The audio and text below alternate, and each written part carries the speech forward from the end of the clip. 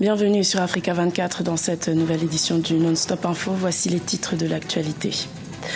En Guinée, une polémique autour de l'accord politique du 12 octobre 2016 a agité la scène politique. La marche arrière du gouvernement sur le projet de loi du code électoral a fait réagir l'opposition. Le Mali s'apprête à accueillir le sommet Afrique-France en janvier 2017. Les autorités prennent les dispositions nécessaires pour recevoir une soixantaine de délégations internationales. Au Gabon, les tensions politiques se ravivent après un récent rapport portant sur l'élection présidentielle de 2016. Certains observateurs affirment la présence de plusieurs irrégularités dans le déroulement du scrutin. Mais tout d'abord, en Afrique du Sud, le vice-président Cyril Ramaphosa s'est dit disponible pour succéder au président Jacob Zuma à la tête de l'ANC. C'est la deuxième fois en moins d'une semaine que le vice-président se dit prêt à prendre les rênes du parti au pouvoir. Notons que dans un an, l'ANC devra élire son président en vue de l'élection présidentielle de 2019. En Guinée, un vent d'incertitude a soufflé sur l'accord politique signé le 12 octobre 2016 entre le gouvernement et l'opposition. Les partis d'opposition ont récemment dénoncé une tentative de violation de l'accord portant sur le code électoral. Tout serait parti d'un document faisant office de projet de loi. Reportage d'Emmanuel Milimono, commenté par Birama Saunera. Léger moment d'inquiétude pour l'opposition après la soumission d'un projet de loi erroné à l'Assemblée nationale. Le gouvernement s'est rétracté et a rassuré les partis d'opposition qu'il s'agissait d'une erreur en ce qui concerne le projet de loi portant modification du code électoral à l'Assemblée nationale. Ce document qui ressort des accords politiques du 12 octobre 2016 consacre une révision du code électoral en vue de l'adapter au nouveau contexte d'organisation des élections municipales et locales. Le projet de code électoral qui a été transmis à l'Assemblée nationale par le gouvernement ne reflète pas les dispositions de l'accord en la matière. Nous avons dit donc que c'est extrêmement grave. C'est déjà une première violation par le gouvernement de ses propres engagements, parce que dans cet accord politique du 12 octobre, il est prévu des dispositions particulières pour l'organisation des communales, notamment pour la désignation des chefs de quartier du district. Cette erreur aurait pu coûter la stabilité relative qui règne actuellement dans le pays après la signature de ces accords par les différents camps politiques. Les conclusions obtenues lors de ces 5e tête-à-tête entre le pouvoir et l'opposition prévoient notamment des dispositions qui ne peuvent être appliquées qu'à la suite d'un vote du Parlement. Le projet de loi concerné aurait été vidé de son contenu selon les opposants. Mais au sein de la mouvance, on parle plutôt d'un faux débat. Le ministère de tutelle qui doit déposer s'est même exprimé pour dire que aucun document ne peut être à l'Assemblée sans que ce document ne puisse respecter l'esprit des conclusions issues du 5e dialogue. Donc, il faut que toutes les parties puissent se mettre d'accord. Nous sommes pour le respect scrupuleux des conclusions issues du 5e dialogue.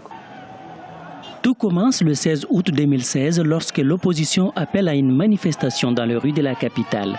Une mobilisation qui va coûter la vie à un jeune Guinéen sur le chemin du retour. Les manifestants demandaient alors l'ouverture d'un dialogue et l'organisation d'élections locales.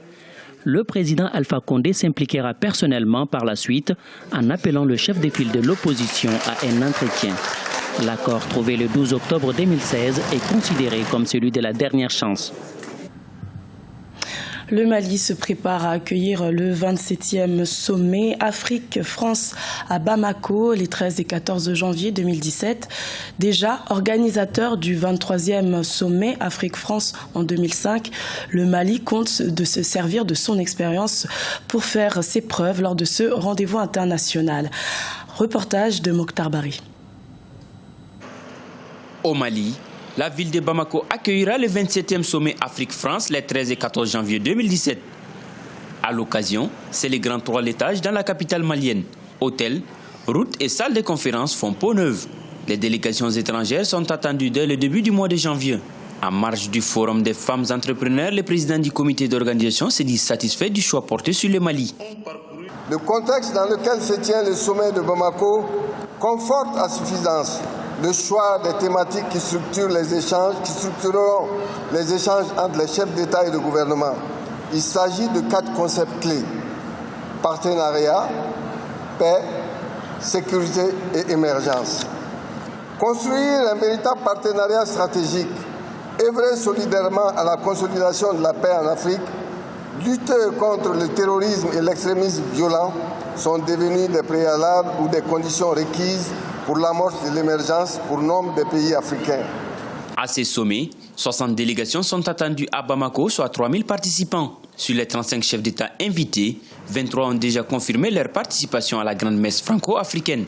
Une rencontre qui vient à point nommé pour le Mali. Ce sommet aujourd'hui, c'est une opportunité pour ces opérateurs-là de vendre la destination Mali et de proposer ce qu'ils peuvent. Donc, on peut dire que ça va avoir des retombées sur l'économie malienne si et seulement si nos opérateurs peuvent vendre, sont offensifs et sont convaincants vis-à-vis de ces partenaires qui viendront certainement en nombre à Bamako du 13 au 14.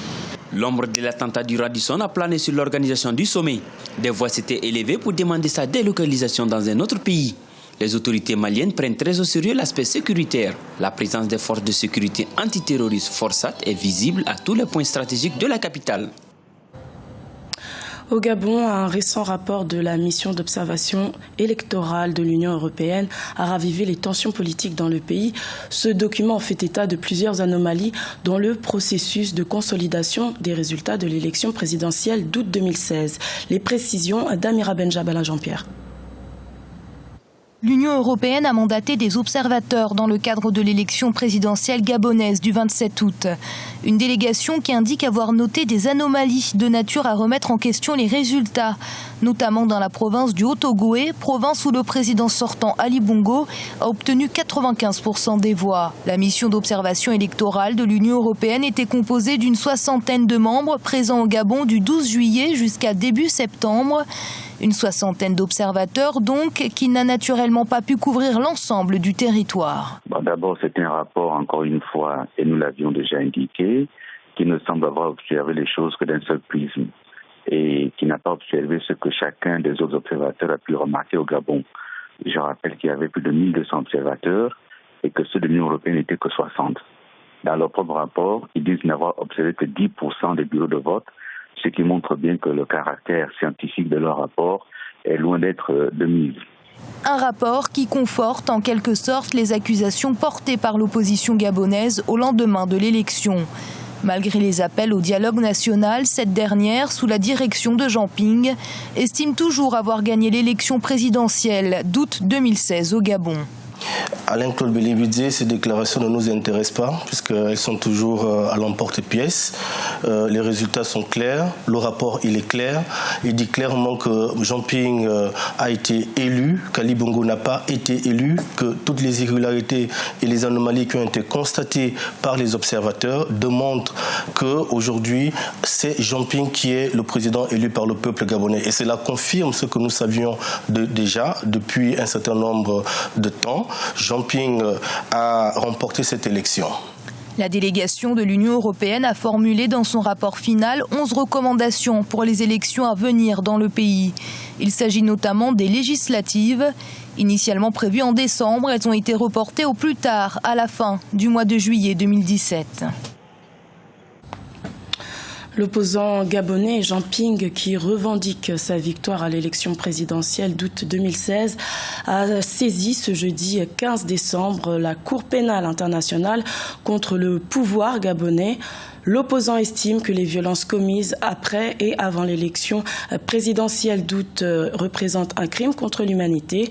Le pouvoir fait état de 4 victimes quand l'opposition affirme avoir identifié au moins 22 personnes assassinées après l'annonce des résultats. Notons que la CPI n'est soumise à aucun délai pour étudier ce dossier et aboutir à une décision.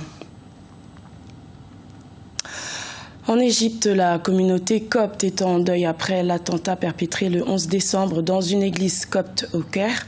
Au moins 25 personnes avaient perdu la vie suite à une explosion survenue en plein culte. Les autorités ont décrété 3 jours de deuil national. Siamlo Victoria Sedji.